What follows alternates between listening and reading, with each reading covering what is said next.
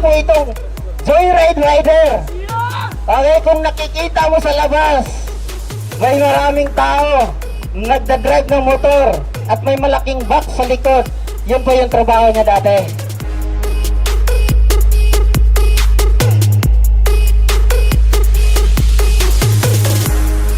So, unang-una, thank you Lord. Okay? It's my 25th birthday. Grabe. Itong sasakyan na to, regalo ko talaga sa sarili ko. Okay? At siyempre, andito yung magandang wife ko. Yan. So, pinagplanuhan talaga namin to. So, grabe. Parang kailan lang. Kaya sobrang thankful talaga ako sa Alliance Group of Company. Maraming salamat po sa UR community.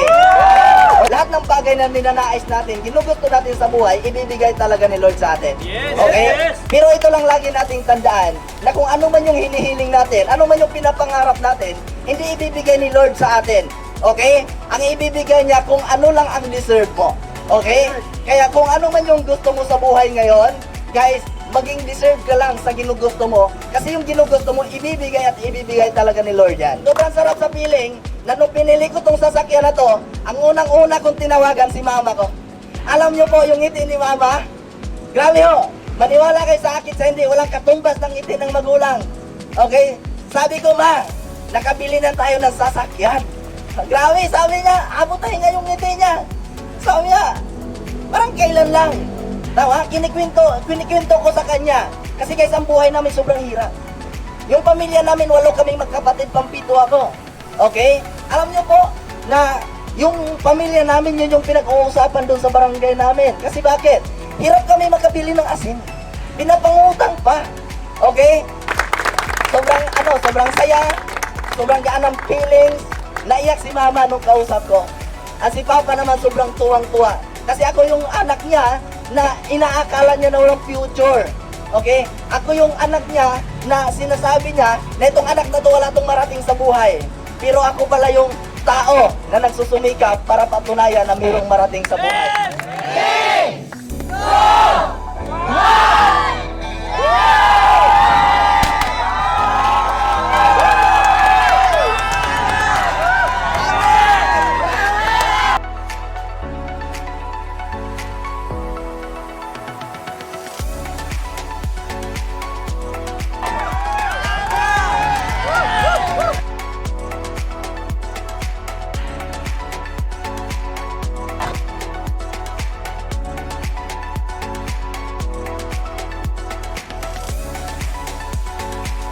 Grabe!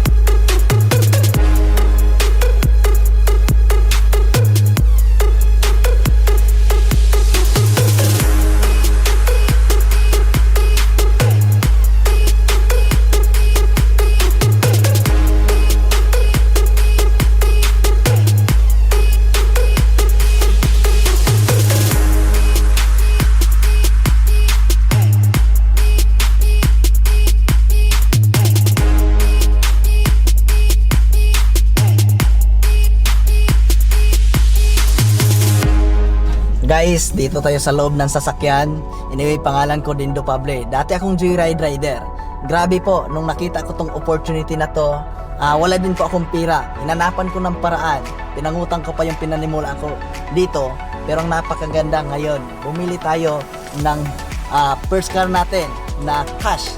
Napakaganda. Naalala ko dati, nagsimula ako. Walang-wala din. Nahihirapan din ako nung una. Okay, hirap din ako makapag-ambag ng hub, pero tinuloy ko lang talaga ang laban. Kaya kung ikaw nakapanood ng video na to, kung ano man yung sitwasyon ng buhay mo, guys, ituloy mo lang, ilaban mo lang. Hindi mo alam ang bukas. Baka bukas, yun na pala ang nilaan ni Lord sa'yo. Sabi nga nila, kung kailan ka bibigay, doon ibibigay. Kaya huwag kang bumigay sa negosyo na ginagawa natin kasi sigurado ako makukuha at makukuha mo talaga yung pangarap mo dito. Kagaya ko na dating parang badyaw tingnan pero ngayon nagda-drive na ng sariling car. Okay? Kaya tuloy-tuloy tayo kapatid.